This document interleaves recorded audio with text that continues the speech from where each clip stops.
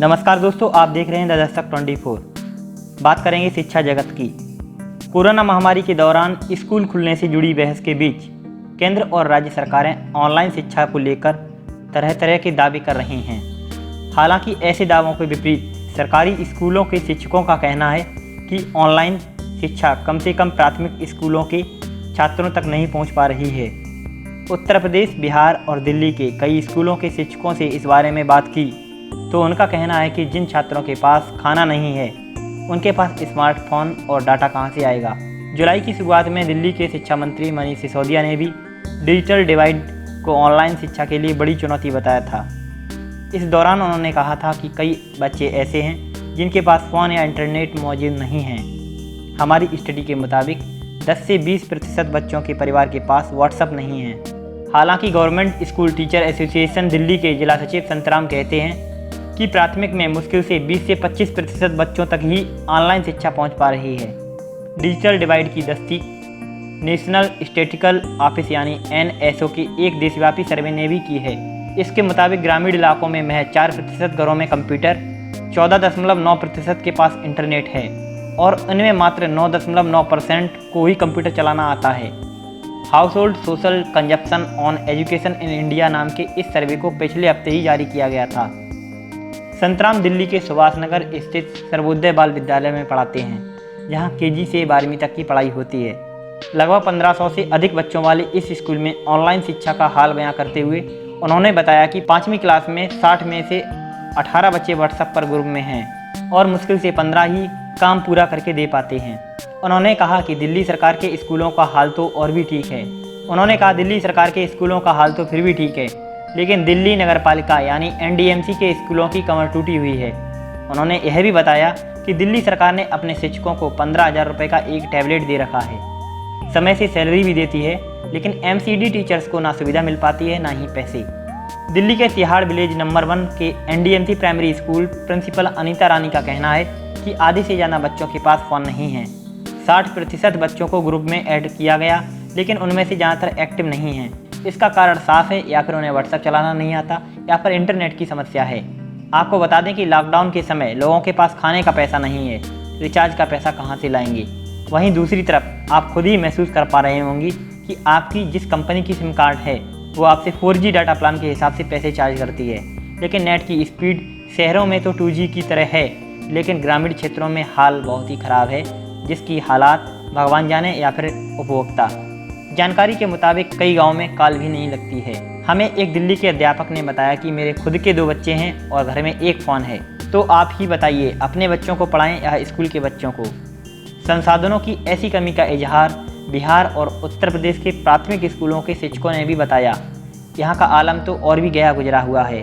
दरअसल 29 जून के एक सर्कुलर में बिहार सरकार ने स्कूलों से छात्रों का मेरा Doordarshan Unnayan app, Diksha app, Zoom cloud meeting, WhatsApp live और विद्यावाहिनी ऐप के जरिए ऑनलाइन शिक्षा देने को कहा है। अप्रैल में आए बिहार सरकार के उन्नयन ऐप को प्ले स्टोर में महज 1 लाख के करीब डाउनलोड मिले हैं। बिहार राज्य में एक अधिकारी ने बताया कि एक परिवार में 4 बच्चे हैं, लेकिन मुश्किल से एक स्मार्टफोन है। 4G काम नहीं करता, ऐसे में ऑनलाइन शिक्षा कैसे दें। पटना के नूरुद्दीनगंज मध्य विद्यालय में कुमार प्रभारी प्रधानाध्यापक हैं। 1ली से 8वीं तक के इस स्कूल में 700 बच्चे हैं। उन्होंने बताया कि सरकारी स्कूलों में कोई इंफ्रास्ट्रक्चर नहीं है। बच्चों की ना तो ऑनलाइन पढ़ाई हुई है और ना ही ऑफलाइन। हालांकि इन शिक्षकों को स्कूल जाना पड़ रहा है। इस विषय में द दस्तक 24 की टीम ने बिहार और उत्तर प्रदेश की शिक्षा से जुड़े कई अफसरों का पक्ष जानने के लिए उन्हें ईमेल और फ़ोन के जरिए संपर्क किया, लेकिन कोई संतुष्ट जवाब नहीं आया या फिर जवाब नहीं मिला। केंद्रीय शिक्षा मंत्रालय ने 6 जून को एक सर्कुलर जारी कर निर्देश दिया कि कोविड महामारी की वजह से शिक्षकों को स्कूल न बुलाया जाए। इसके बावजूद भी उत्तर प्रदेश और बिहार जैसे राज्यों में शिक्षकों को स्कूल बुलाया जा रहा है। इस पर कई अध्यापकों ने यह भी बताया कि हम लोग स्कूल में हाजिरी बनाते हैं और सिर्फ बैठे रहते हैं। कहीं कहीं पर तो लाइट भी नहीं आती, गर्मी की तड़प अलग से, दूसरी तरफ कोरोना की मार वो भी अलग से। कुछ अध्यापकों ने यह भी बताया कि गाँव के लोग स्कूल में घूमने चले आते हैं। यदि उनको बताएं कि आप विद्यालय मत आइए, कोरोना चल रहा है, तो लड़ाई तक की नौबत आ जाती है। सूबे के शिक्षकों की माने तो बिहार सरकार इलेक्शन मोड में है और इसके लिए नामांकन अभियान चला दिया गया है। शिक्षकों का कहना है कि एक तरफ मामले बढ़ रहे हैं तो दूसरी तरफ डोर टू डोर जाकर नामांकन चलाना पड़ रहा है। उधर राज्य के अपर मुख्य सचिव R.K. महाजन ने एक पत्र जारी किया है जिसमें कहा गया है कि छात्रों को मई से अभी तक के मिड डे मील यानी MDM के लिए अनाज का पैसा दिया जाएगा। इसे लागू करवाने का काम भी अध्यापकों को ही करना है। उत्तर प्रदेश और बिहार में आलम यह है कि आमतौर पर फ़ोन पिता के पास होते हैं, लेकिन यह स्मार्टफोन है या नहीं यह नहीं बताया जा सकता।